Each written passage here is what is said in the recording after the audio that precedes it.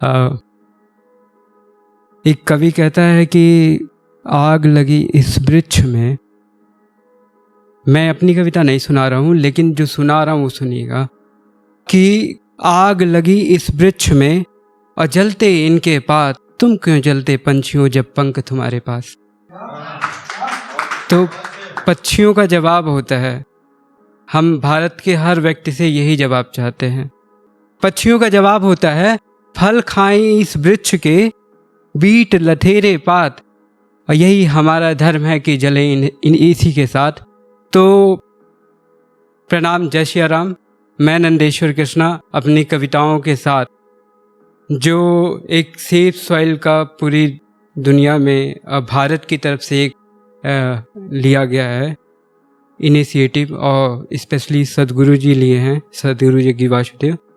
तो सोहनलाल द्विवेदी की कविता है कि जिस पर गिरकर उदर दरी से हमने जन्म लिया है और जिसका खाकर अन्न सुजासम नीर समीर पिया है, वह स्नेह की मूर्ति दयामयी माता तुल्य मही है, उसके प्रति कर्तव्य तुम्हारा क्या कुछ शेष नहीं है।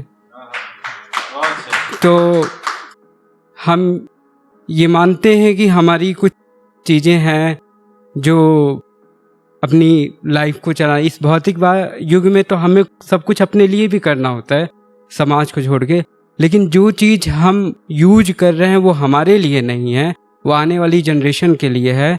तो इसलिए हमारी तो आदत बन चुकी है ना कि हमारे आचार्य कैलाशनाथ पांडे की कविता है कि देखिए यह रूप कितना ग्रैंड है, देह है कि साइकिल स्टैंड है, हो हमारी सूरत भले ही इंडियन, फिर भी हमारा दिन मेड इन इंग्लैंड है।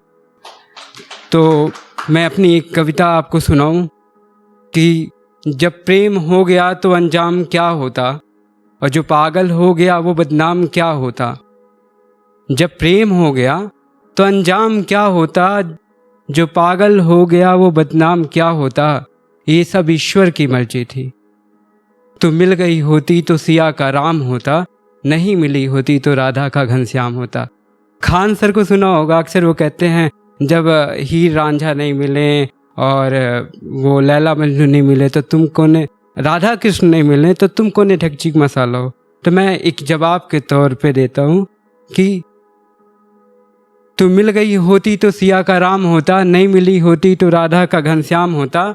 और अगर कोई सपने ना होते मेरे माँ बाप के मेरे खातिर, मेरी बहनों की राखी का कलाई में भार ना होता, हमारे दोस्तों के भौजी कहने का अधिकार ना होता, तो सिया राम जी की कसम वृंदावन की गलियों में हर सुबह शाम होता, सिर्फ हरे कृष्णा हरे राम, हरे कृष्णा हरे राम, हरे कृष्णा हरे राम होता। हिंदुस्तान जिंदाबाद।